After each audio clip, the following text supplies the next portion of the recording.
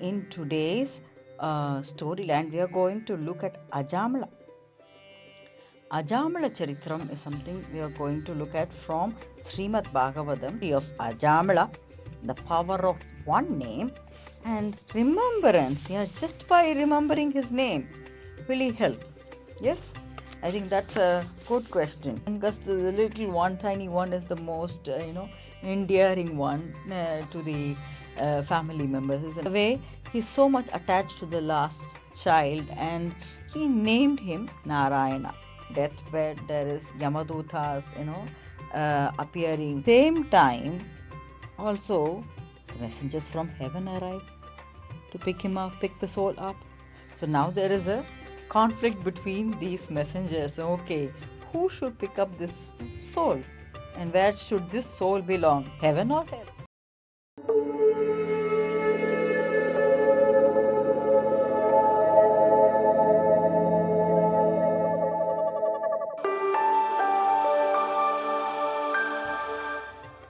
Om Namah Shivaya, Om Namo Nārāyaṇaya, Jai Shri Ram, Om Shri Matre Namaha. Welcome back to the Clay Studios Oil Painting vlog number 65 of Sri Vishnu Sahasranamavali. This is a painting that follows the principle of calligram or micrography to paint the 1,000 names of Sri Vishnu. As the painting is coming along, I am also trying to understand the deeper meanings lying underneath these names with the help of scriptures from Sanatana Dharma. In a typical vlog, I am covering 10 names and meanings, and then we take a tangential perspective from storylines within Sanatana Dharma. We have covered already 613 names in our previous vlogs. So in case you haven't looked at them, please do check them out and come back here, because though we are covering 10 names in each other vlog, you will see that I am cross-referencing the previous vlogs frequently, just because of the interconnection of the names and the deeper meaning that you could completely understand with this cross-reference. It will not just be entertaining, and maybe it will also be useful for your own personal or professional growth. So with that, let's look at the plan for today. It's 10 names and the meanings. Of course, we start with 631st name and go on up to 640. And then in today's storyline, we are going to look at Ajāmila. AjamalaCharitram is something we are going to look at from Shrimad Bhagavatam, because this is also telling us something about the power of one name. Yeah. Without much ado, let's go on to understand the names and the meanings first, starting with the 631st name, Om Vishokaya Namaha. Being a nature of bliss, he is free from all sorrow. Shoka refers to sorrow. Vishoka is the one that is devoid of sorrow. Let's move on to the 632nd name, which is Om Shoka Nashanaya Namaha. So he is devoid of sorrow. What else related to sorrow can he do? Let's look at that. He is the one who effaces the sorrows of devotees even by mere remembrance. We just have to remember him and the sorrow disappears.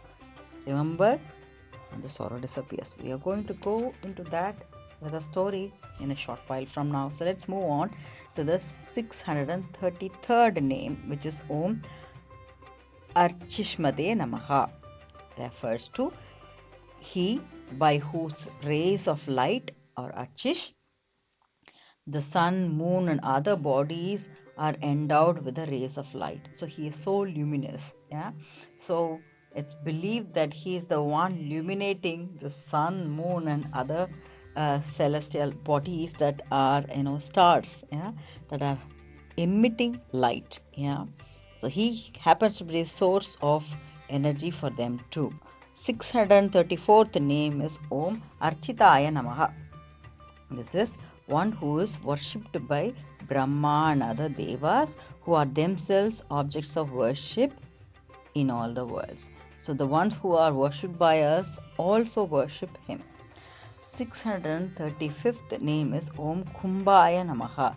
He who contains in himself everything as in a pot. Yeah. So the pot we can imagine as a symbolic form for the whole cosmic energy itself. And also there is a zodiac sign called Aquarius, and I think that's also giving the shape of the pot for us to understand symbolically what Kumbhaya could mean. 636th name is Om Vishuddhatmane Namaha, refers to the one being above all three gunas. We have talked about the gunas Sattva, Rajas and Tamas in many of our videos. So that's the gunas that is referred to here, and he is beyond all that. So he is a super spirit, and he is also free from all the impurities of the worldly order, if we may conclude that way. 637th name is Om Vishodhanaya Namaha. So this refers to one who destroys all sins by mere remembrance or purifier. Remembrance, just by remembrance. Can he just elevate everything just because I remembered him? I suddenly remember him. Yeah, that's the question I think we need to find an answer for in the storyline. So moving on. 638th name is Om Aniruddhaya Namaha, refers to the last one of the four vyuhas. So Vasudeva, Samrakshana, Pradyumna and Aniruddha. So these are understood as vyuha. So there are four vyuhas. The easiest way to explain a vyuha is also a stage set, a plot set for you, a challenge set for you. Yeah, so a vyuha will also be in a war ground, different formation that is creating kind of challenge for you, delimiting you. Yeah, so in some way or the other. So that is a vyuha. So there is also another interpretation that one who cannot be obstructed by any formations of the enemies. So that's also another perspective. 639th name is Om Apratirataya Namaha. Apratirataya Namaha refers to one who has no pratirata or an equal, an antagonist, so to say, to confront him. Yes, so he is beyond that. He is beyond all. Yeah, 640th name is Om Pradyumnaya Namaha. I think we talked about Pradyumnaya also in this vyuhas when we talked about the vyuhas. So here let's look at the meaning. One whose Dyumna or wealth is of the superior or sacred order. That is one name or interpretation of the name, and another is definitely one of the four vyuhas. Yeah, the shining pattern that creates. So vyuha, like I said, can be enemies creating formations, or it could be another pattern formation also. So with that we come to the end of the 10 names and the meanings. Now we are ready for the story of Ajāmila, the power of one name and remembrance. Yeah, just by remembering his name, will he help? Yes, I think that's a good question. If I have done nothing, will he still help me? Of course, expectation is that we try to do our karma, but there are exception to rules. So we are going to look at one such exception through AjamalaCharitram today. So this is the story coming from Shrimad Bhagavatam 6th Canto. And the story goes like this, of a humble, good person, pure-hearted person who is also well-learned, disciplined and devoted.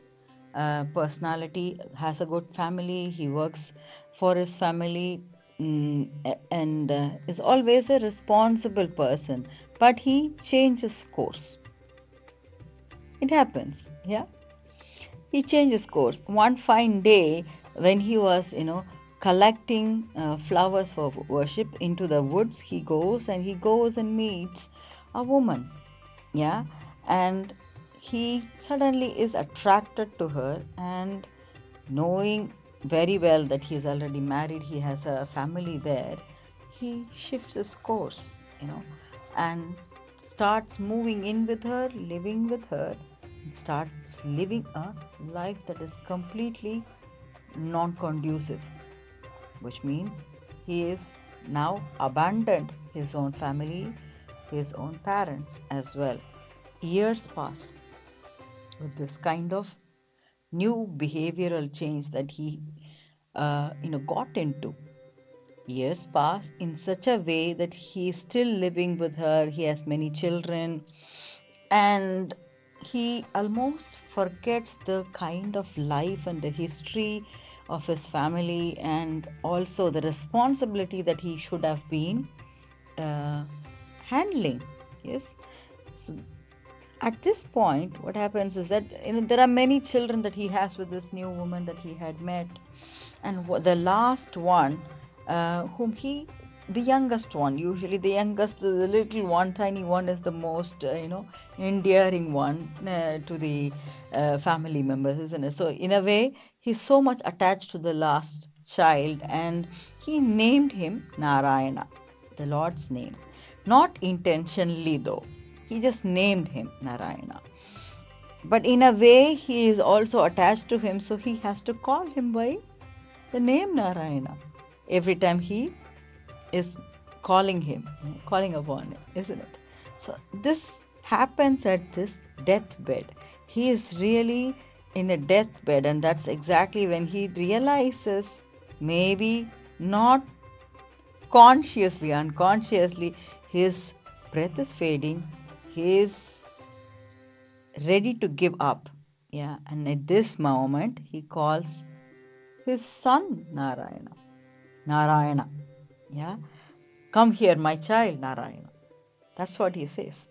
So the belief is that when one is in the deathbed, there is Yama Dhoothās appearing from the hell. Yeah, so Yama Dhoothās are can we say connecting souls, or messengers with the activity for themselves to collect the soul and take it to the hell. Yeah, so that's the process that they have to take care of. So they are ready to take him to the hell, because he has been failing his family. He has lived a life that is of pure irresponsibility and so on. So they arrive, but at the same time also the messengers from heaven arrive to pick the soul up. So now there is a conflict between these messengers. Okay, who should pick up this soul, and where should this soul belong, heaven or hell? Yeah. So in this situation, the Yama Dhoothās are declaring, okay, Ajāmila has sinned all his life, so he belongs in the hell. But the messengers from the heaven say, no, he uttered the name of the Lord Nārāyaṇa on the way of leaving. While he was leaving his body, he uttered the name one last time. So that is enough to burn the sins all away. So that is the effect and the power of the name itself. Just remembering. And in this case, if you really look at it, did he remember the Lord? Or did he call for his son, Nārāyaṇa? He did call for his son.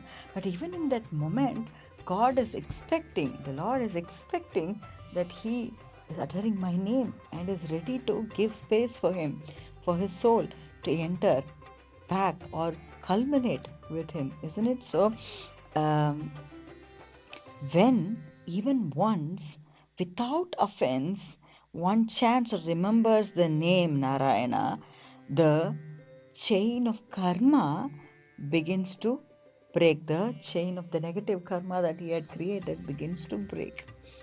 So the Yama Dhoothās had to retreat powerless before the single sacred sound that he made in the last. I'm going to just break this down before I go on, because there is always the process of clinical death. I think when doctors declare one as dead. That is a clinical death, yeah. But the soul starts parting from the body in different phases, and that's a huge topic I don't want to touch in this particular session though. But it takes a while, but that's exactly when the realization also comes to the soul on, okay, having left the body, now the soul connects and figures out where he or she is, or it is, yeah. So the understanding comes to Ajāmila as well as an awakening, and he realized what had happened. He felt the pain that his family must have felt when he had left them, and so on. So he is renouncing everything at this. The soul is renouncing and understanding of what has transpired and where he has to be. Yes. So if we look at the story of Ajāmila, there is something very deep we need to understand here.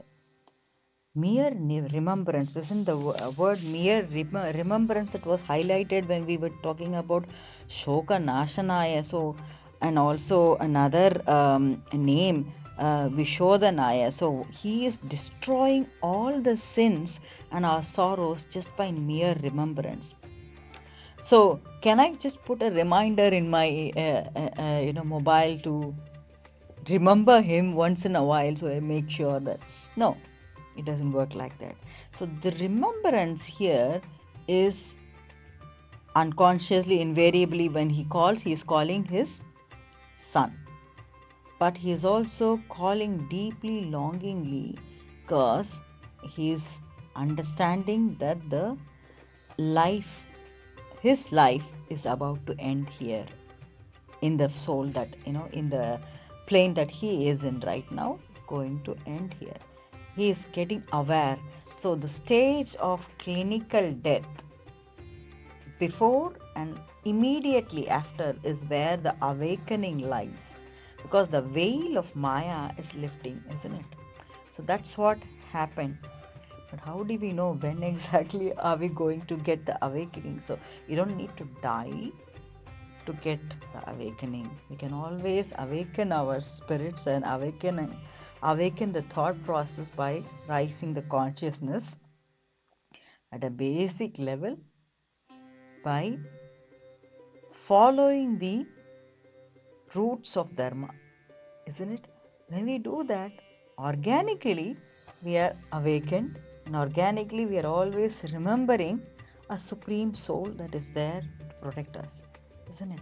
So that mere remembrance is pointing to quality and not quantity. How many times do I remember? Do I put reminders in my phone or such? No. So it's got that aspect. So every single utterance with deeper understanding, devotion, is a chance that we can awaken the soul and bring us closer to the infinite. With that, I come to the close of this session. Until we meet in the next one, stay blessed, stay happy, stay healthy, and stay motivated. Thank you.